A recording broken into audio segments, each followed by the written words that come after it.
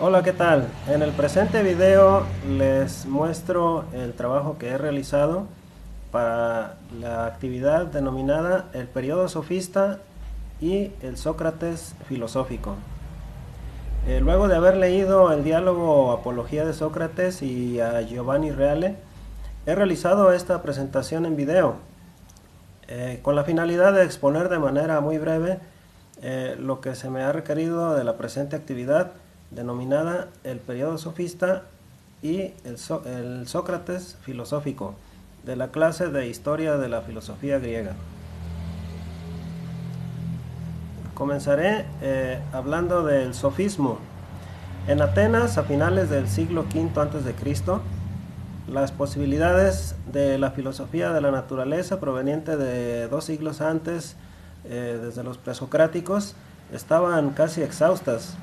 Aunado a esto, la crisis aristocrática, la consolidación de la democracia y la ampliación de la actividad comercial se conjugaron para dar paso a nuevas ideas.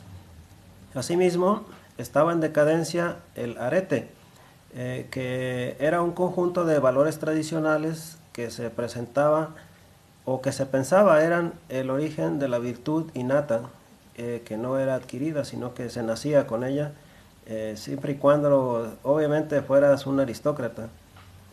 En este contexto histórico-cultural surge el sofismo, un movimiento muy heterogéneo basado en la idea de que la virtud se basaba en el saber, en el conocimiento, obviamente no en que nacía uno con la virtud. Con los sofistas, la educación y la pedagogía pasaron a primer plano de importancia, pues se sintieron obligados a difundir esta nueva interpretación del mundo y al parecer también ganaron dinero haciéndolo. El sofismo tuvo sus primeros opositores en Sócrates, Platón y Aristóteles, quienes en términos generales pensaron que el conocimiento profesado por los sofistas era solo aparente, no efectivo, que no surgía como un esfuerzo por descubrir la verdad, sino, como ya lo mencionaba, de un propósito de lucro. Resulta irónico entonces que, tal como se aprecia en el diálogo Apología, el principal motivo para condenar a muerte a Sócrates haya sido que sus denunciantes lo consideraron un sofista, peligroso, corruptor de menores, inventor de nuevas deidades, etcétera, etcétera. Lo acusaron de sofista, siendo que era de los que se oponían, o por lo menos no estaban muy de acuerdo con los ideales sofistas. Actualmente, sin embargo, la opinión general es que el sofismo como movimiento filosófico no solo fue importante, sino además indispensable para el surgimiento y florecimiento de la filosofía griega post-socrática. Esto se debe principalmente a que los sofistas dejaron a un lado el tema de la physis o de la naturaleza y pusieron en el centro del debate filosófico el tema de la persona y lo que concierne a la persona como miembro de una sociedad. Los sofistas carecían de una estructura o doctrina específica. Aún así, Giovanni Reale considera que se les puede clasificar en 3 grupos. El primer grupo sería el de los maestros célebres de la primera generación, tales como Protágoras, Gorgias y Pródico. En el segundo grupo serían los eristas, que se obsesionaron por los formalismos y se olvidaron del contenido. Y el tercer grupo, que se les considera sofistas políticos, que desarrollaron ideologías de tipo político, como, bueno, su nombre obviamente lo dice, valga la redundancia, tales como Critias y Trasimaco. Los sofistas se dieron a la tarea de difundir sus ideas por toda Grecia.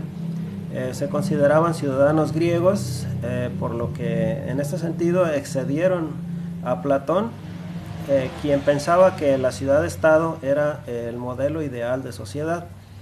Además, liberaron el espíritu griego de tradiciones, normas y conductas comúnmente aceptadas como correctas, dando así una amplitud de posibilidades al ejercicio racional. Como ya se dijo, el sofismo era bastante heterogéneo.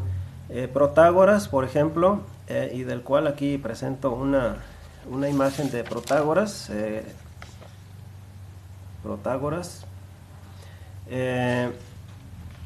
Él desarrolló, por ejemplo, un pensamiento utilitarista, altamente relativista y pragmático.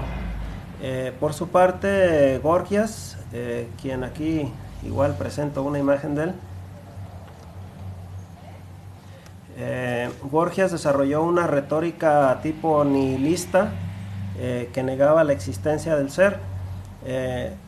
Si acaso lo aceptó como no cognoscible o bien como una ficción poética. Por su parte, Prodico pensaba que los dioses eran tan solo una encarnación o concepción antropológica de lo útil para el hombre en el mundo sensible, de tal manera que dependiendo de la cultura, dependiendo del lugar, cada quien haría sus propios dioses dependiendo de lo útil que en su contexto sociocultural, económico, fuera necesario para esa cultura. Y aquí muestro una imagen de Prodico.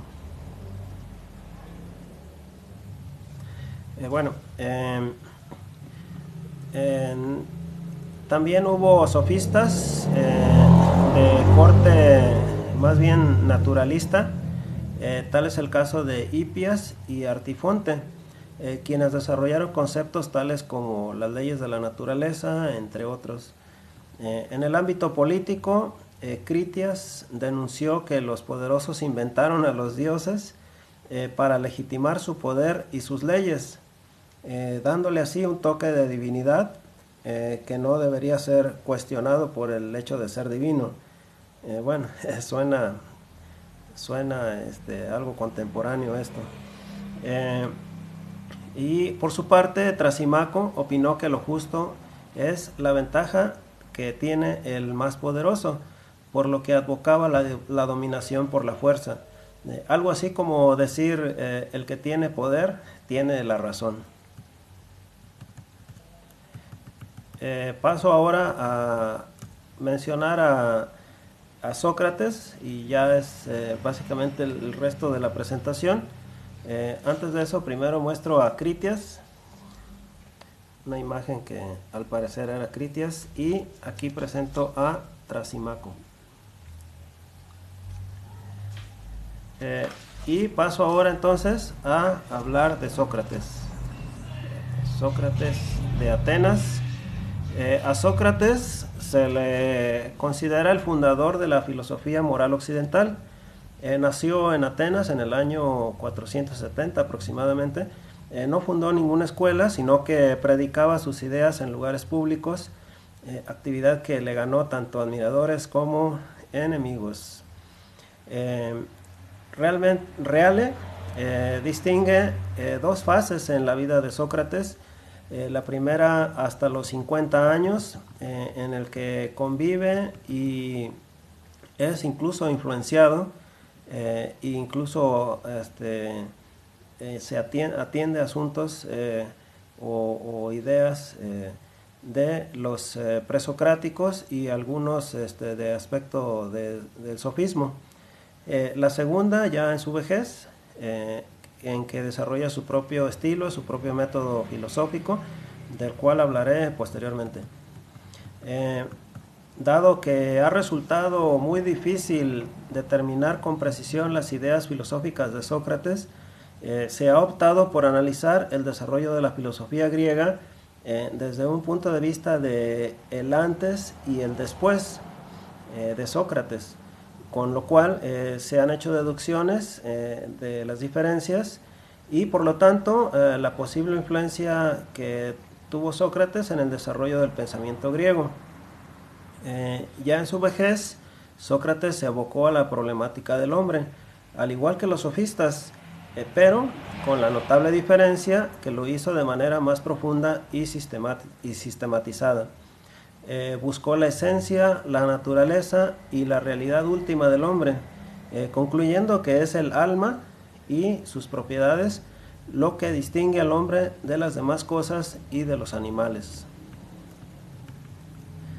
Cabe aclarar que Sócrates entendía como alma la razón, el alma como sede del actuar pensante y ético del ser humano, iniciando así la tradición moral e intelectual europea que sigue vigente incluso hasta nuestros días.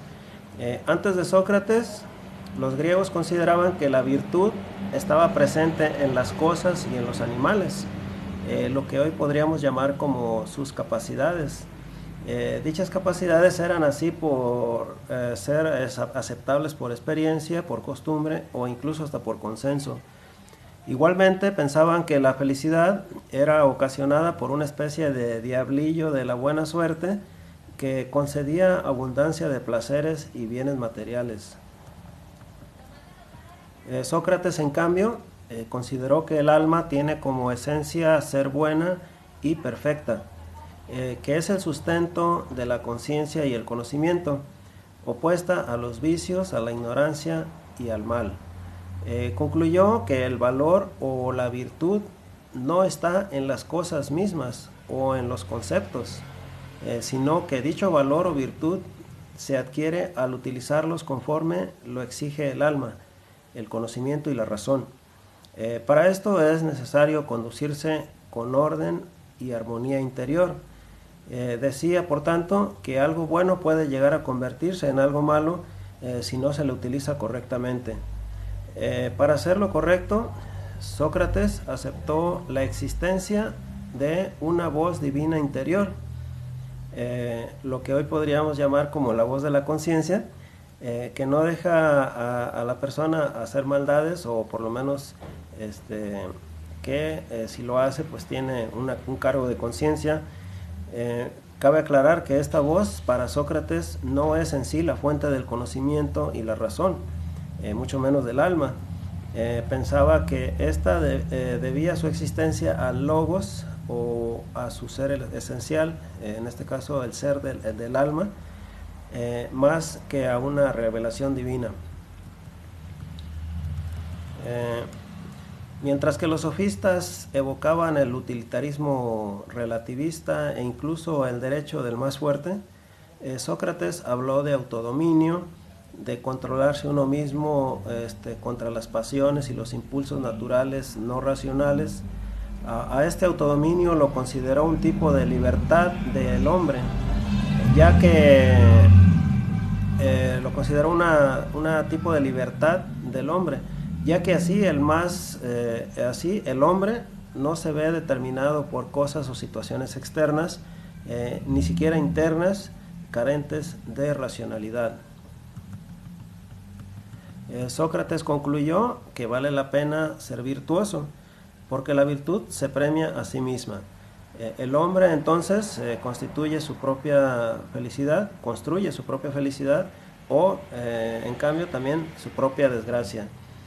Por tanto, dijo que la razón y la persuasión son las únicas armas verdaderas que posee el hombre. Rechazó la violencia como algo útil y también por ser algo malo, contraria a la bondad del alma. Asimismo, Sócrates pensó que los dioses no están sujetos a cuestiones de tipo físico. De manera inversa, pensó, y esta sería lo que después vendría a ser considerada la primera prueba de la existencia de Dios por ya filósofos cristianos en la Edad Media. Pensó entonces que la mera existencia de las cosas y su función, al no ser producto del azar, pues obviamente son prueba palpable, inteligiblemente, no sensiblemente, sino inteligiblemente, es palpable de la existencia de una inteligencia superior o Dios que las hizo y las diseñó así. Finalmente me referiré al método socrático de conocimiento, de característica dialéctica o diálogo, que según Reale consiste en dos momentos, la refutación y la mayéutica. En este método se parte de una postura de no saber, a veces con matices incluso irónicos. Primero, la refutación. En esta fase se lleva al interlocutor a reconocer su propia ignorancia. Luego se le exhorta a redefinir el tema. Acto seguido, se vuelve a criticar y a refutar la nueva definición, destacando las inconsistencias y las contradicciones de la primera definición con la segunda. Y esto se hace varias veces hasta que el interlocutor termina de plano por declararse ignorante y, en casos extremos, hasta reconocer que no es posible saber. Aquí cabría la famosa frase atribuida a Sócrates: yo solo sé que no sé nada. Así, la refutación consiste esencialmente en un proceso de purificación, por decirlo de alguna manera, y en la segunda parte del método es la mayéutica. Esta fase se sustenta en preguntar, generalmente utilizando la interrogante ¿qué es?, ¿en qué consiste? La secuencia de preguntas se debe ordenar de tal manera sistemáticamente se vaya extrayendo la verdad común a los dialogantes, una verdad que ambos dialogantes se acepten como verdadera, se puede decir. Así, la mayéutica resulta ser un auxiliar o herramienta para buscar la verdad, aunque no necesariamente es infalible y es efectiva para encontrarla. El método socrático es provechoso, si bien es cierto, casi siempre resulta incómodo, molesto y hasta humillante para quien se vea obligado a declararse ignorante de algo que antes o poco antes aseguraba que era verdadero e irrefutable. Hasta aquí mi presentación. Les agradezco que hayan escuchado esta presentación. Buenas tardes.